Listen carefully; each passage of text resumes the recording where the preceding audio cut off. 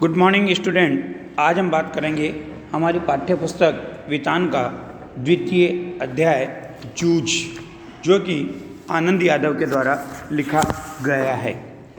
सबसे पहले मैं आपको आनंद यादव का परिचय प्रदान कर दूं।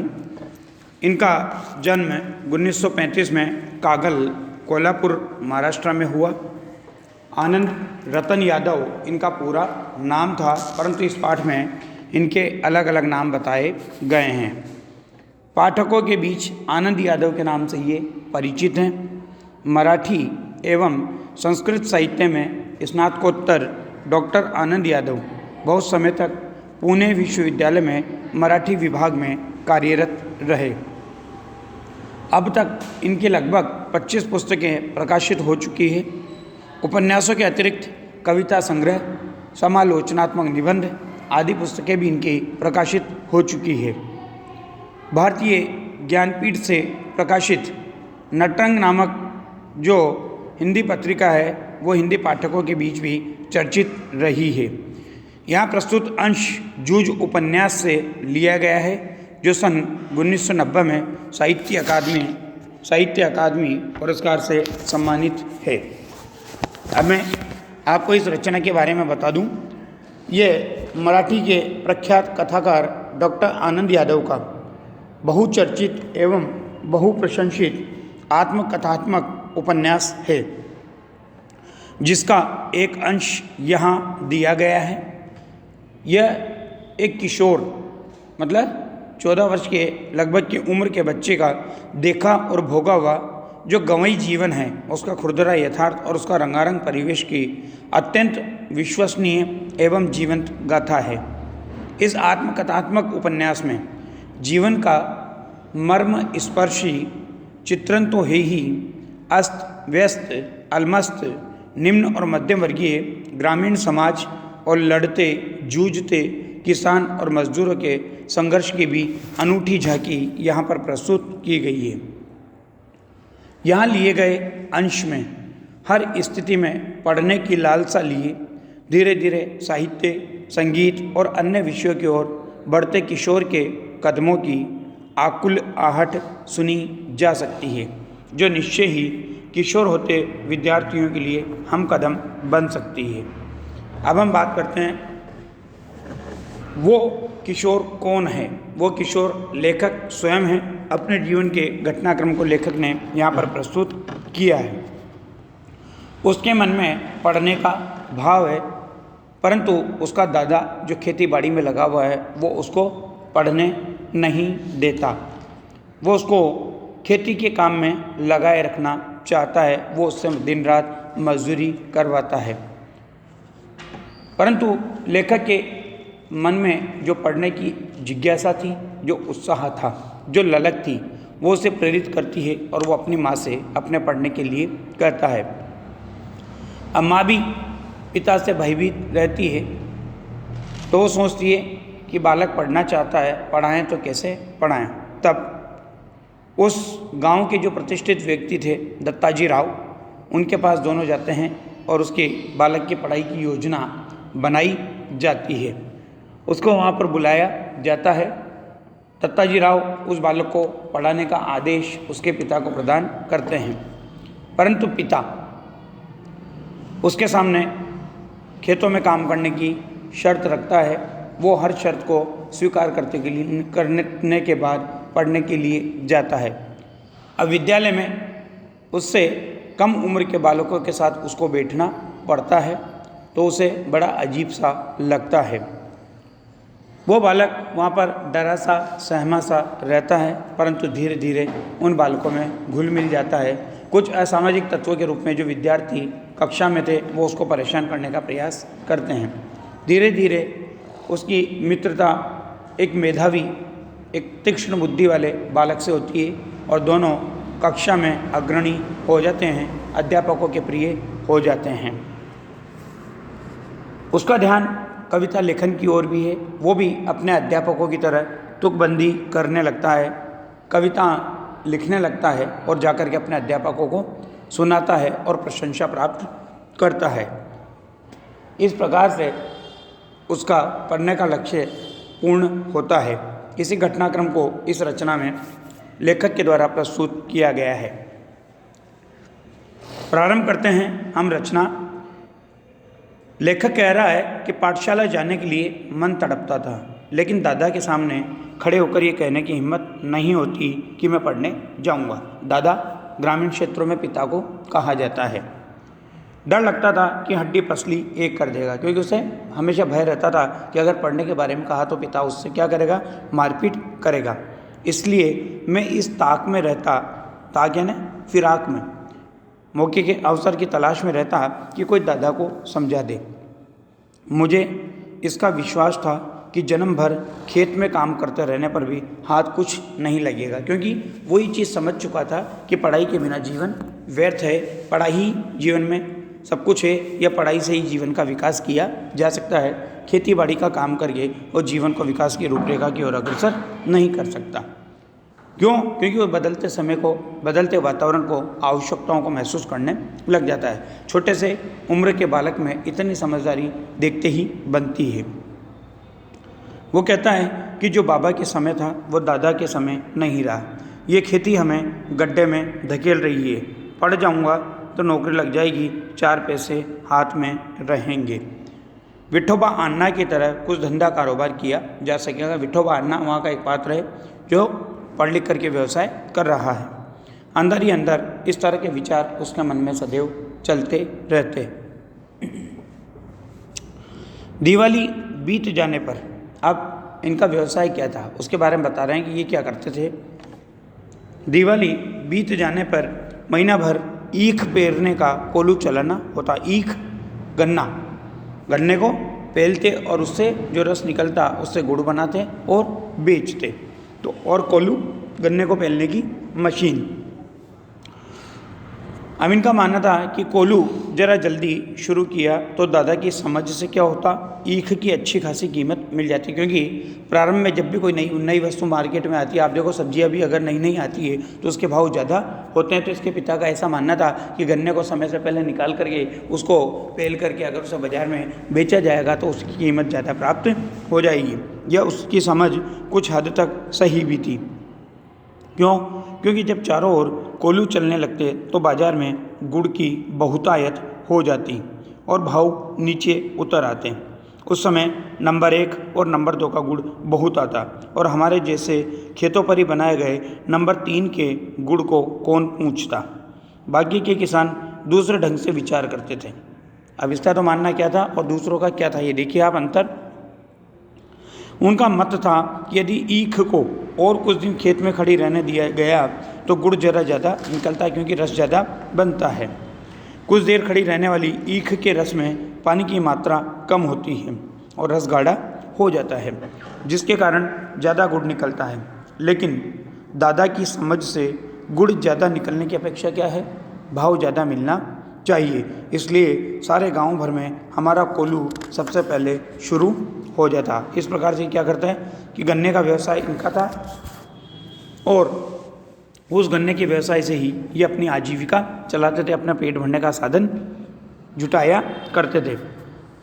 इसी कारण वह इस वर्ष भी शुरू हुआ और हम उससे जल्दी निपट गए, आगे के काम में लग गए। अब सारे परिवार के लोग धूप में लेटे हुए थे।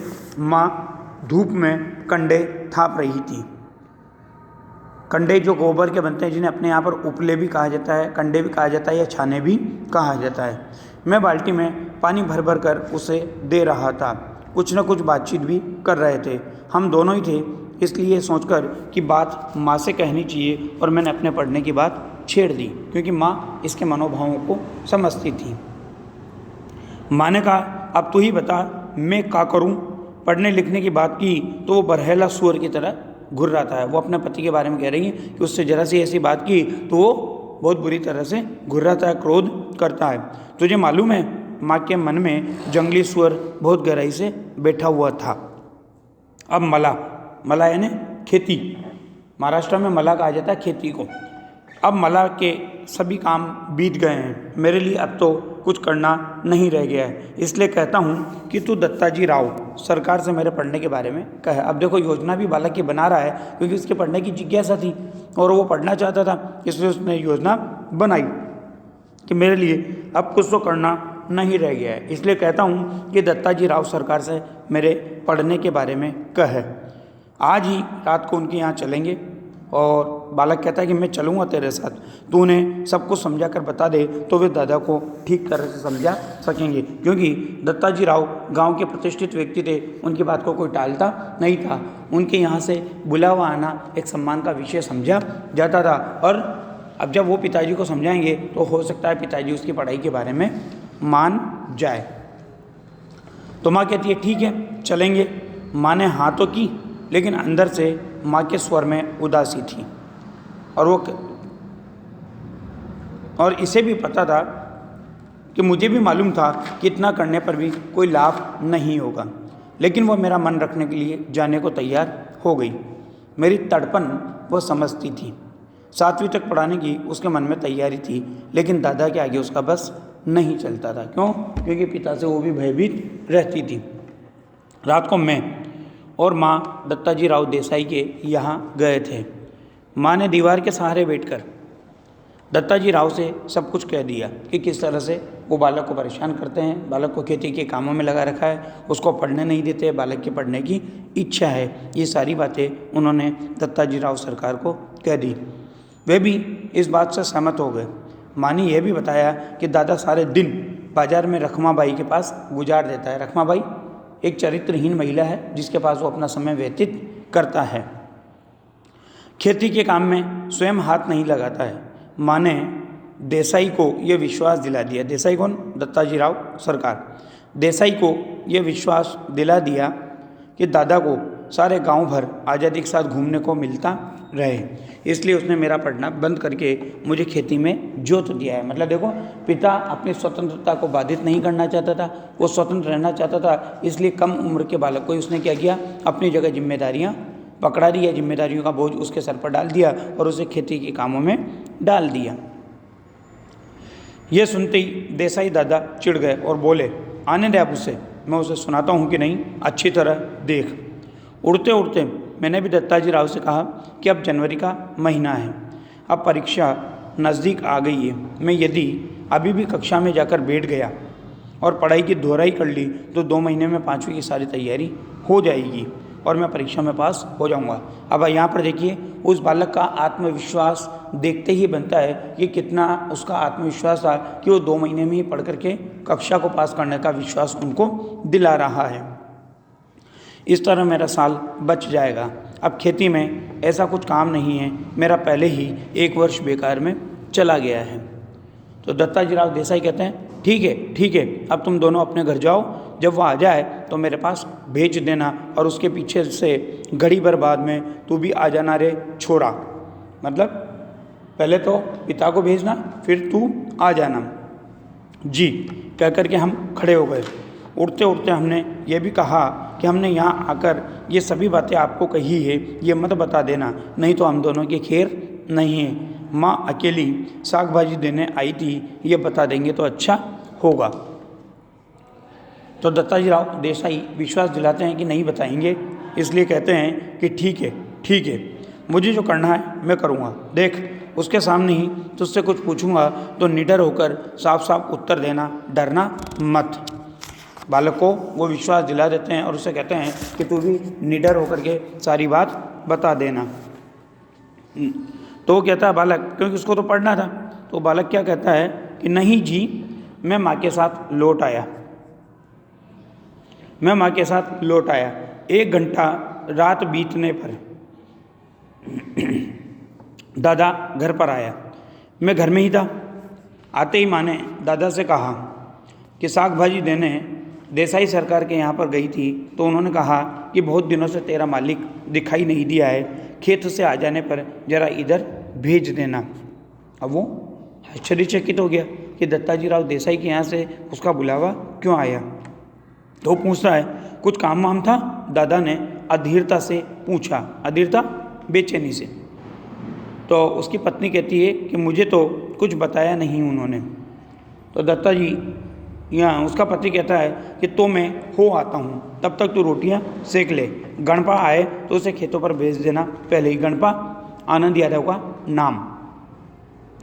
दादा तुरंत उठ खड़ा हुआ। देसाई के बाड़े का बुलावा दादा के लिए सम्मान की बात थी। आधा घंटा बीतने पर माँ ने मुझसे कहा कि अब तू जा, कहना जिम ने बुलाया है। कि अब आधा घंटा बीत गया तो इन्होंने प्लानिंग तो पहले ही कर रखी थी, योजना पहले ही बना रखी थी कि पहले दादा जाएगा, उसके बाद पुत्र जाएगा। पुत्र किस बहाने जा रहा है? भोजन के लिए बुलाने जा रहा है। और जब दत्ताजीराव देसाई के सामने वो उपस्थित होगा तो दत्ताजीराव देसाई क्या करेंगे? उससे प्रश्न पूछेंगे और वो पिता के सामने निडर होकर के उत्तर देगा। तब वो उसको खरी खोटी सुनाएंगे और उसके पढ़ने की योजना बन जाएगी। अच्छा, मैं जा पहुंचा तो सरकार मेरी राह देख रहे थे। सरकार कौन? दत्ताजीराव। क्यों आए रे छोरे? तो कहता है दादा को बुलाने आया हूँ, अभी खाना नहीं खाया है। तो दत्ताजीराव कहते हैं कि बैठ बैठ थोड़ी देर, अभी तो आया है रे वो मेरे पास। तो बच्चा जी मैं बैठ गया ये कह करके बैठ जाता है। धीरे धीरे दत्ताजीराव पूछने लगे, कौन से में पढ़ता है रे तू? तो बालक कहता है जी 5वीं में था किंतु अब नहीं जाता हूँ। तो दत्ताजीराव पूछते हैं क्यों रे? तो बालक निडर होकर के उत्तर देता है कि दादा ने मना कर दिया है, खेतों में पानी लगाने वाला कोई नहीं है। तो दत्ताजीराव उसके पिता से पूछते हैं क्यों रत्नप्पा? रत्नप्पा उसके पिता का नाम था। कि हाँ जी। तो दत्ताजीराव कहते हैं फिर तू क्या करता है? सरकार ने दादा से जिरह करना शुरू किया। जिरह करना वाद विवाद तर्क वितर्क करना शुरू किया तो सारा इतिहास बाहर निकल आया। सरकार ने दादा पर खूब गुस्सा किया, उन्होंने दादा की खूब हजामत बनाई, मतलब उसके पिता को खूब खरी खोटी सुनाई ताकि वो थोड़ा सा व्यथित हो और उस बालक को पढ़ने के लिए भेज दे। देसाई के मला को छोड़ देने के बाद दादा का ध्यान किसी काम की तरफ नहीं रहा। कि देसाई का जो खेत था उसको छोड़ने के बाद दादा का ध्यान किसी भी काम की तरफ नहीं रहा। मन लगाकर वह खेत में श्रम नहीं करता है, यानी मेहनत नहीं करता है, फसल में लागत नहीं लगाता है, लुगाई और बच्चों को काम में जोतकर खुद क्या करता है? लुगाई और बच्चों को काम में जोतकर किस तरह खुद गांव भर में खुले सांड की तरह घूमता है और अब अपनी मस्ती के लिए किस तरह छोरा के जीवन की बलि चढ़ा रहा है, यह सब उन्होंने सुनाया। मतलब सारे घटनाक्रम अब आज दत्ताजीराव देसाई के समक्ष सुना दी गई। दादा के हर एक तर्क को दत्ताजीराव ने काट दिया और मुझसे कहा सवेरे से तू पाठशाला जाता रहे, क्योंकि उसके पाठशाला उनको प्रारंभ करवानी थी। कुछ भी हो पूरी फीस भर दे उस मास्टर की और मन लगाकर पढ़ाई कर और किसी भी तरह साल नहीं मारा जाए, इसका ध्यान रख। यदि इसने तुझे पढ़ने नहीं भेजा तो सीधा चला आ इधर, सुबह शाम जो हो सके वो काम कर यहाँ और पाठशाला जाते रहना, मैं पढ़ाऊँगा तुझे। इसके पास ज़रा ज़्यादा बच्चे हो गए हैं इसलिए तुम्हारे साथ कुत्तों की तरह बर्ताव करता है। मतलब इस तरह के तर्क वितर्क दत्ताजीराव देसाई ने प्रस्तुत किए कि दादा को कुछ बोलते नहीं बना, वो उसको कुछ कह नहीं पाए और चुपचाप सुनते रहे और उस बालक के विद्यालय जाने की योजना बन गई। दत्ताजीराव देसाई का डर दादा के मन में बैठ गया कि अगर मैं नहीं भेजूंगा तो दत्ताजीराव मुझे फिर से बुला लेंगे और इस तरह से बालक का विद्यालय जाना प्रारंभ हो गया। तो वो चुपचाप उनकी बात को स्वीकार करके हाँ में सिर हिलाता है और उन्हें कहता है कि मैंने मना कब किया है जी, इसको ज़रा गलत सलत आदत पड़ गई थी इसलिए पाठशाला से निकाल कर ज़रा नज़रों के सामने रख लिया है। अब देखो बच्चा है, थोड़ी बहुत शैतानियाँ करता है, उसको इसने क्या मान लिया? इसके पिता ने गलत सलत आदत मान लिया और उसका पाठशाला जाना बंद कर दिया। तो दत्ताजीराव पूछते हैं कैसी आदत है? कि चाहे जैसी, यहाँ वहाँ कुछ भी करता है, कभी कंडे बेचता है, कभी चारा बेचता है, सिनेमा देखता है, कभी खेलने जाता है, खेती और घर के काम में इसका बिल्कुल भी ध्यान नहीं है। दादा ने मेरे ऊपर अचानक से हल्ला बोल दिया। अब बच्चों को ये उम्मीद नहीं थी कि मेरे द्वारा किए गए कार्यों को पिताजी दत्ताजीराव के सामने प्रकट कर देंगे, लेकिन पिता ने सारे घटनाक्रम को उनके समक्ष उपस्थित कर दिया तो बालक एकदम से घबरा गया। तब दत्ताजीराव ने बालक से प्रश्न किया क्यों रे छोकरे? तो कहता है नहीं जी, कभी एक आध बार मेले में पटा पर पैसे लगा दिए, पटा खेल में। दादा तो कभी भी सिनेमा के लिए पैसे नहीं देते हैं, इसलिए खेत पर गोबर बीन कर माँ से कंडे थपवा लिए थे और उन्हें बेच करके ही कपड़े भी बनवाए थे। मतलब आप देखो, पिता अपने पिता की भूमिका को नहीं निभा रहा है, बच्चों को खाने के लिए और पहनने के लिए कपड़े भी नहीं दे रहा है, तो बच्चा क्या करेगा। इसलिए उसने क्या किया, खेतों में से गोबर इकट्ठा किया, माँ से कंडे थपवाए, उनको बेचे और अपना पहनने के कपड़े भी उसने स्वयं बनवाए। उसी समय एक बार सिनेमा भी गया था, मैंने भी क्या किया, झूठ सच मिलाकर ठोक दिया। इस तरह से वो घटनाक्रम वहाँ पर दत्ताजी राव के समक्ष सारी बातें होती रही। तब दत्ताजी राव ने कहा अब ये सब बंद कर और सिर्फ पढ़ाई में मन लगा। नापास नहीं हुआ है ना कभी, अर्थात नापास का मतलब अनुत्तीर्ण, फेल।